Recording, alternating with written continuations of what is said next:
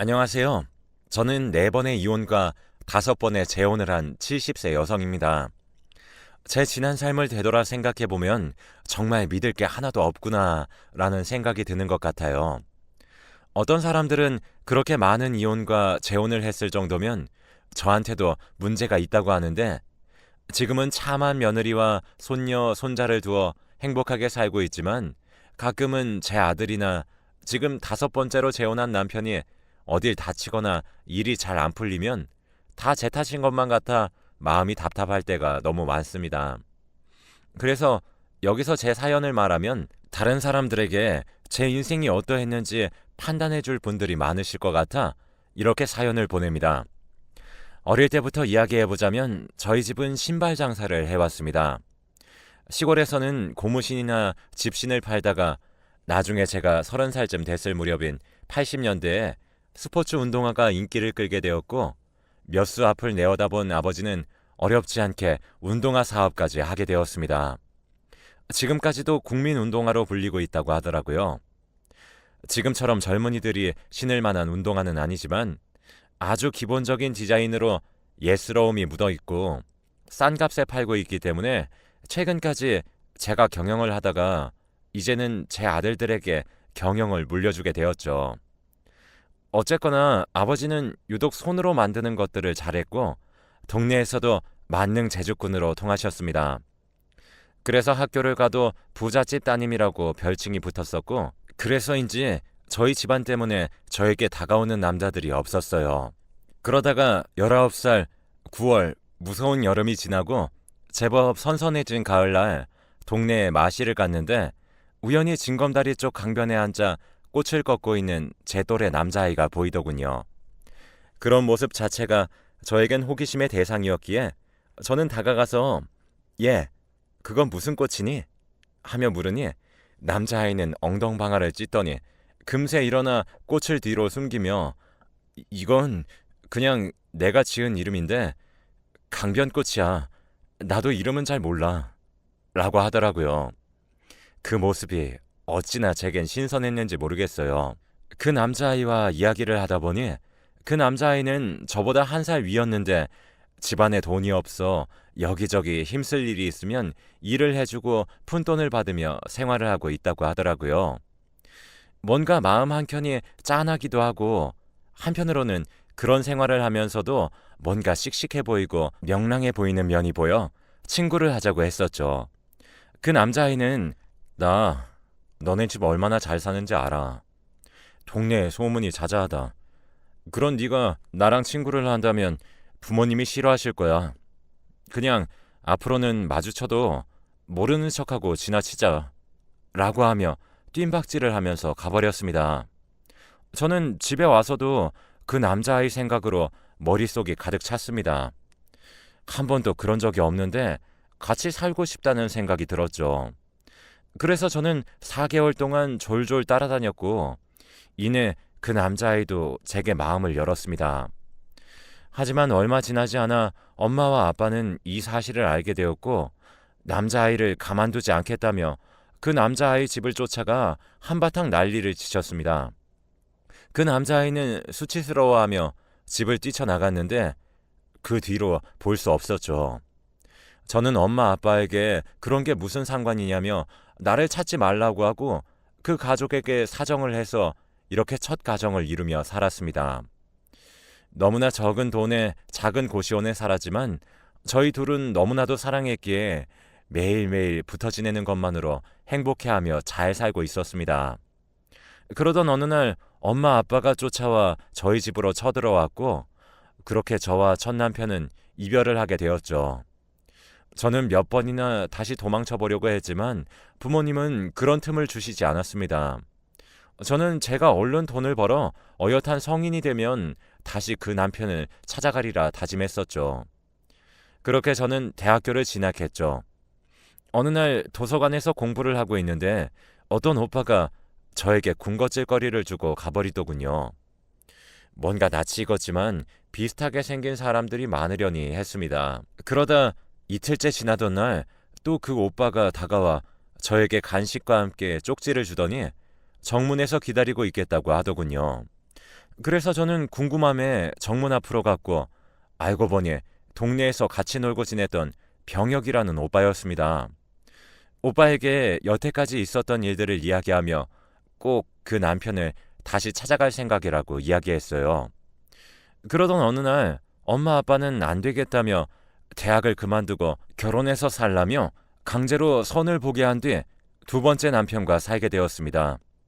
저는 그 사람이랑 사는 것이 싫어서 밤마다 집을 뛰쳐나왔습니다. 그때마다 병혁 오빠는 어떻게 알았는지 집 앞을 지나시다가 저를 오빠 집에 묵게 해주기도 했어요. 오빠는 제가 불편한 게 싫다며 당분간 오빠 집에서 묵게 해주고 본인은 친구네 집에서 잤죠. 그렇게 병혁이 오빠에게 저는 점점 의지하게 되었답니다.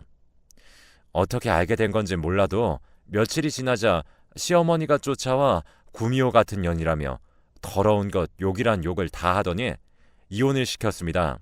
저는 그렇게 집으로 돌아가게 되었고 부모님은 그런 저를 한심하게 보시더니 그런 자식 하나 못 잊어서 이렇게 사는 거냐며 이제는 정말 좋은 사람으로 알아볼 테니 거기서는 마음 굳게 먹고 생활하라고 했었죠.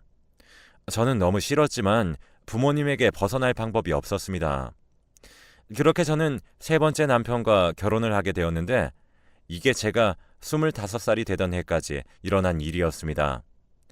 세 번째 남편은 그래도 저에게 잘해주던 사람이었는데 또 알고 보니 병혁이 오빠와 아주 절친한 친구 사이더라고요. 그래서 셋이 자주 만나 술도 한 잔 기울이며 어울려 놀았습니다.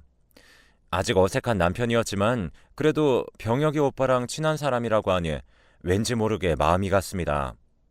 그렇게 1년 정도 지내며 남편에게 조금이라도 정이 생길 무렵 남편이 집에서 거품을 물며 쓰러졌습니다. 남편은 화학회사 쪽에서 일을 했기 때문에 집에는 여러 가지 화학약품들이 있었고 꼼꼼한 남편은 그런 걸 철저하게 구분하는 편이었는데 정말 어떻게 된 건지 그걸 마시게 되어 바로 즉사를 해버리고 만 거죠. 이때쯤 되니 제가 문제인 건가 생각이 들더라고요. 세 번째 남편의 시어머니도 너가 아주 남자들 기 빨아먹는 못된 년이라며 때리고 화풀이를 하셨습니다. 그럴 때쯤이면 병혁이 오빠가 다가와 저를 위로를 해주었죠. 저는 그런 병혁이 오빠에게 어쩐지 내가 기댈 수 있는 그런 사람이라는 걸 느꼈습니다. 그렇게 오빠와 저는 100년 가약을 맺게 되었는데 처음엔 저도 저 같은 거 만나지 말라고 피해 다녔습니다. 하지만 오빠의 진심을 듣고 나니 한 번은 더 믿어봐도 좋겠다 생각이 들더라고요. 저희 부모님도 별로 자주 보지 않았던 오빠를 엄청 친근하게 대하셨고 저는 조금 의아했지만 워낙 오빠가 성격이 좋은 편이라 그런가 보다 했었던 거죠.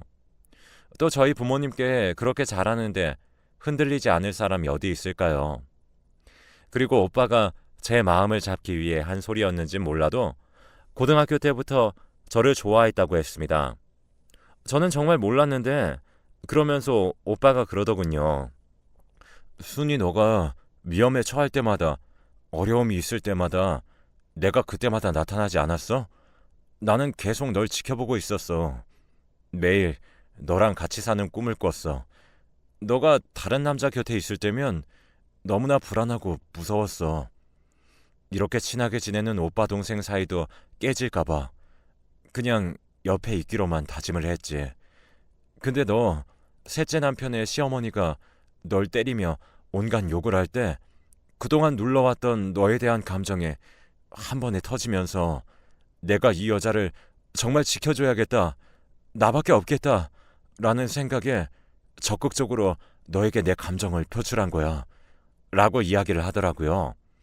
저는 그때 흔들렸습니다. 제 모든 과거를 알고도 이렇게 받아주는 사람이 있을까 싶었었죠. 그렇게 행복하게만 지내고 있었을 무렵 저는 장을 보러 시장에 갔다가 소스라치게 놀라며 주저앉아 버렸습니다. 바로 제 첫째 남편인 대혁이 오빠를 만났기 때문이죠. 저 때문에 시장이 소란스러워지자 대혁이 오빠가 제 쪽을 쳐다보게 되었고 오빠는 한달음에 저에게 달려왔습니다.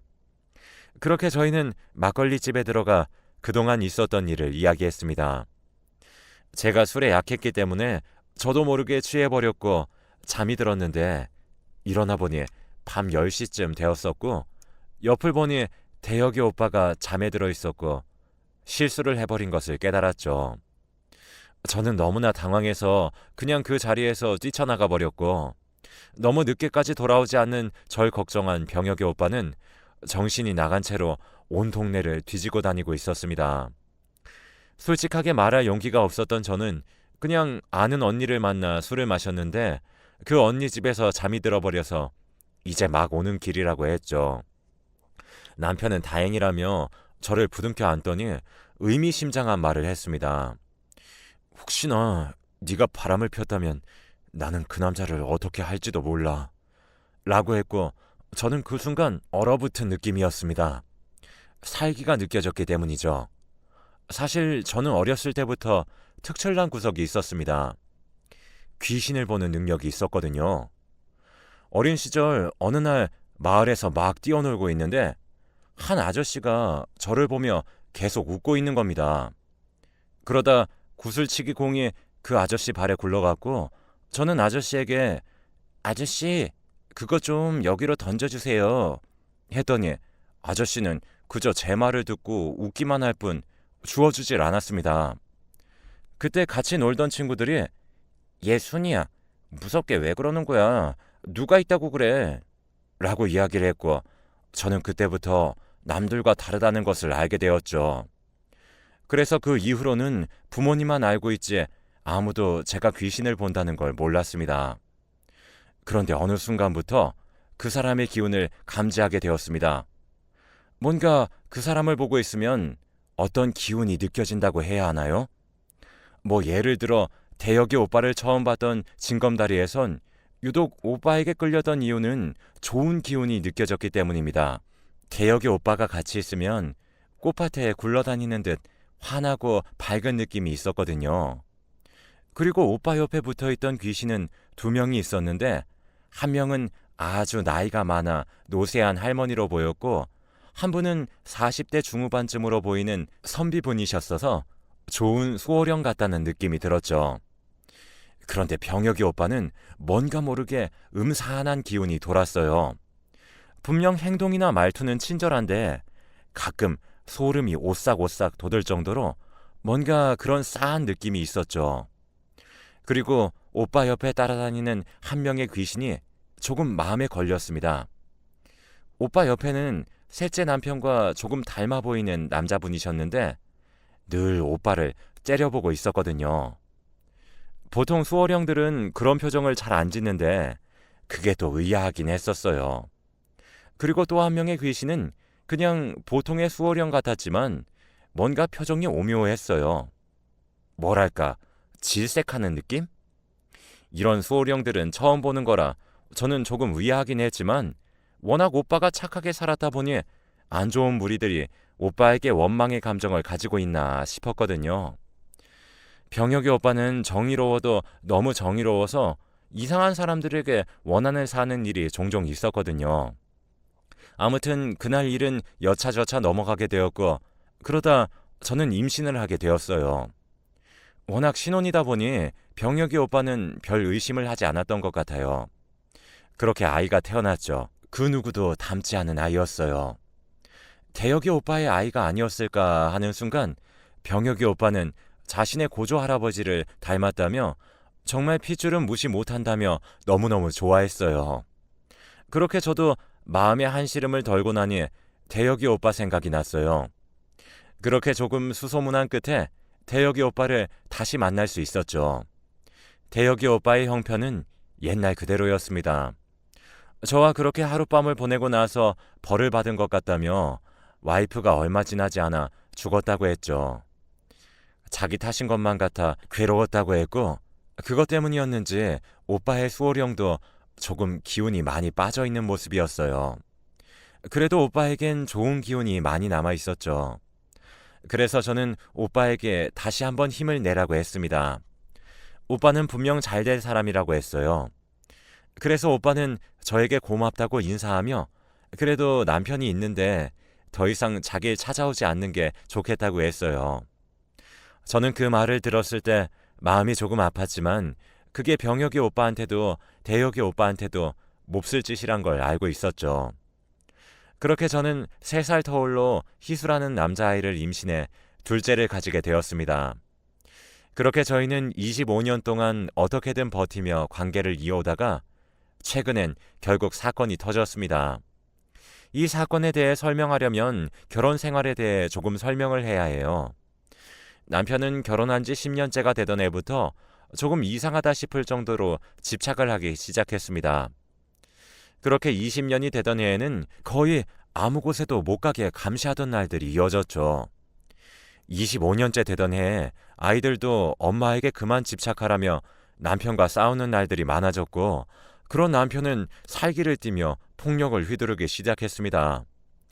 너무 무서운 저와 아들들은 남편을 피해 도망다녔고, 아들들과 연고도 없는 통영 쪽으로 건너와 새로운 시작을 하게 되었죠. 그런데 지금 생각해보면 또 이상한 것이, 제가 첫째 아들을 낳고 나서부터 남편에게 수호령인지 그냥 귀신인지 몰라도 남편 뒤를 계속 쫓아다니던 귀신이 있었습니다. 젊은 여자 귀신이었는데 검은 기운이 가득한 여자였었죠. 저는 이 사실을 남편에게 말하면 불안해할 것 같아 말하진 않았지만, 가끔 남편을 쳐다볼 때면 그 여자가 눈에 들어와 남편을 제대로 쳐다볼 수가 없는 날들이 많았습니다. 어떨 땐 소스라치게 놀랄 때가 있었는데, 첫째 아들을 그 검은 여자가 가만히 들여다보고 있었다는 것이었습니다. 어떤 날은 말을 걸기도 했지만 귀신들은 제 말을 못 듣는 건지 모른 채를 하는 건지 모르겠지만 전혀 대화를 할 수 없었습니다. 어쨌거나 남편에게는 이유 모를 귀신들이 계속 늘어났었고, 그런 영향이 저에 대한 집착으로 이어졌을 거라고만 생각을 했었죠. 그러던 어느 날 퇴근하고도 남을 시간인데 첫째 아들이 퇴근을 하지 않는 겁니다. 회사에 전화를 해도 아들에게 전화를 해도 받질 않았죠. 불안한 마음에 뉴스만 보고 있는데 제 첫째 아들인 태수가 뉴스에 나왔습니다. 바다에 빠졌다는 뉴스를요. 저는 믿을 수가 없었어요. 너무 밝고 활발한 아이였거든요. 자살수가 보이는 사람들은 그런 귀신들을 이끌고 다니는데 태수는 그런 귀신들이 전혀 보이지 않았거든요.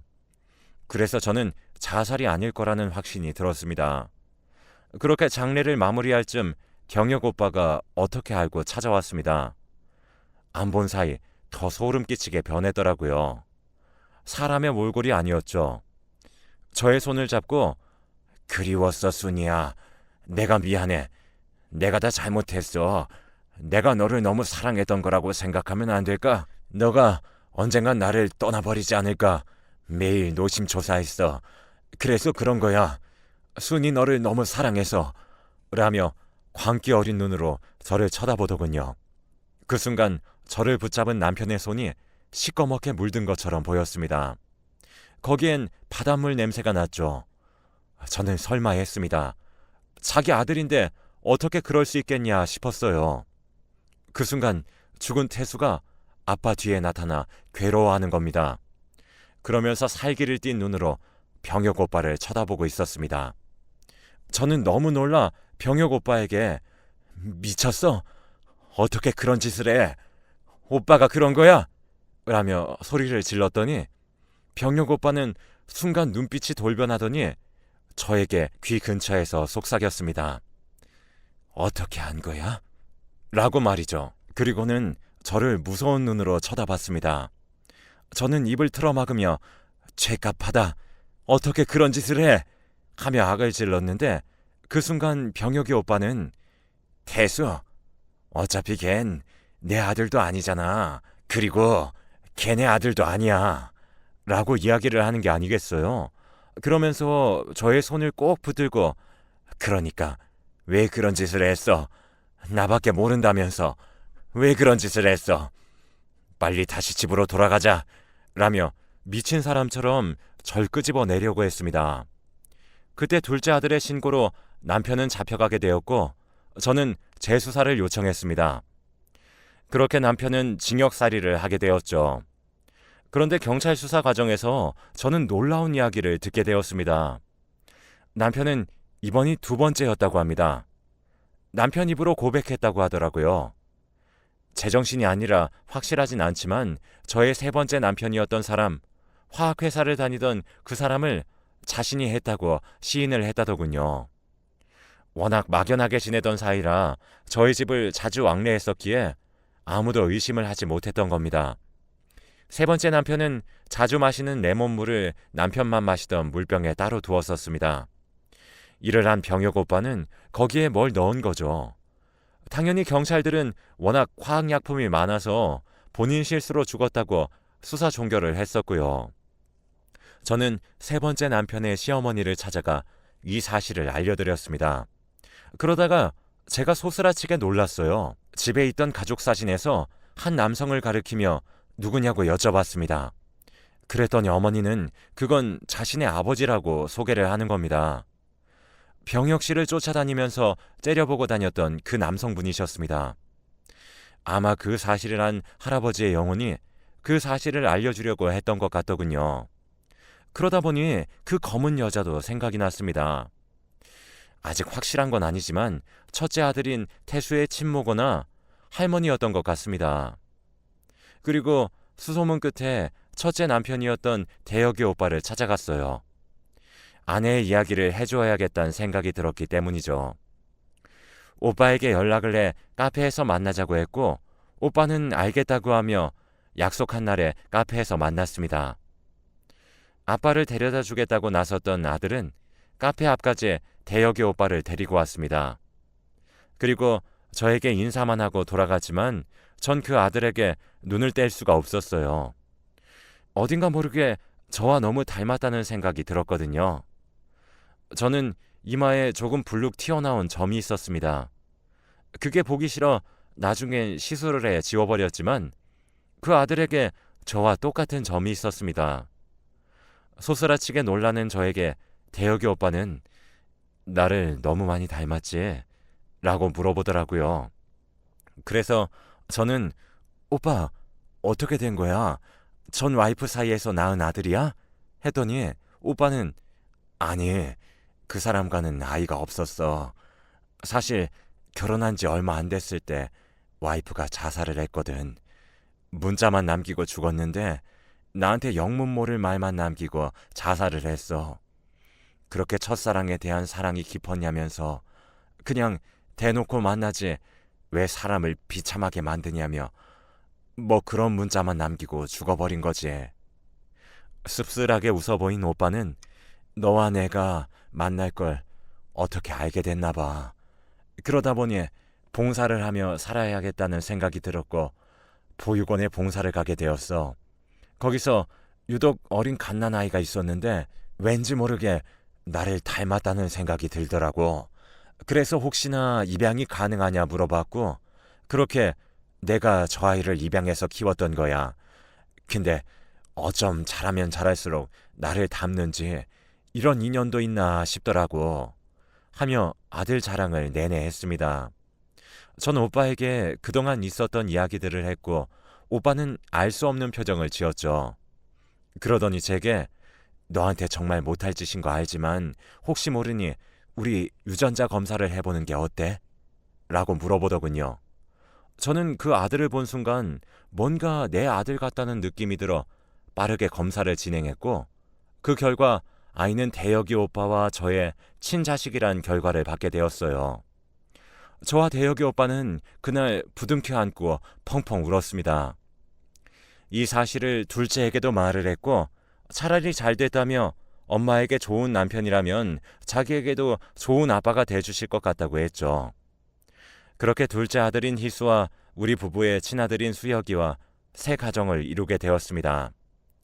아들들의 성화에 못 이겨 58세라는 나이에 결혼식이라는 것을 하게 되었습니다. 나중에 알고 보니 대혁이 오빠와의 신혼생활을 들킨 것도 병혁이 오빠가 저희 친정 부모님께 일러 바친 것이었고 둘째 남편과 헤어진 것도 병혁이 오빠가 자신의 집에 자고 있는 모습을 찍어 시어머니께 보내주었기 때문이었죠. 정말 한 남자의 잘못된 사랑으로 인해 제 소중한 인연을 너무 돌고 돌아 만나게 된 것 같습니다. 저는 그렇게 아빠가 물려주신 운동화 회사를 물려받게 되었고 7년 정도 경영을 하다가 지금은 두 아들들에게 공동대표를 맡겼습니다. 저희는 평화로운 노후 생활을 즐기고 있답니다. 남편이 여러 바뀌는 걸 보셨던 아버지는 너에게도 기술이 있어야겠다며 저에게 늘 기술을 가르치셨거든요. 그래서 아버지가 돌아가시고 나서도 사업을 물려받아 이렇게 대대로 물려줄 수 있게 된 것 같습니다. 여러분에게도 삶은 끝까지 가봐야 한다는 걸 말하고 싶었습니다. 그리고 노파심이겠지만 항상 사람을 조심했으면 좋겠네요. 제가 처음엔 여기에 제 삶에 대한 평가를 받고 싶었기도 했고 걱정들도 많았었는데 오히려 사연을 쓰기 위해 몇 번이나 제 삶을 되돌려보니 인생은 끝자락이 중요한 게 아닌가 싶네요. 그동안 마음고생했던 거 지금 다 누리고 있으니 이것만큼 감사한 인생도 없을 것 같네요. 여러분들도 늘 감사하며 행복한 인생 사시길 응원하겠습니다.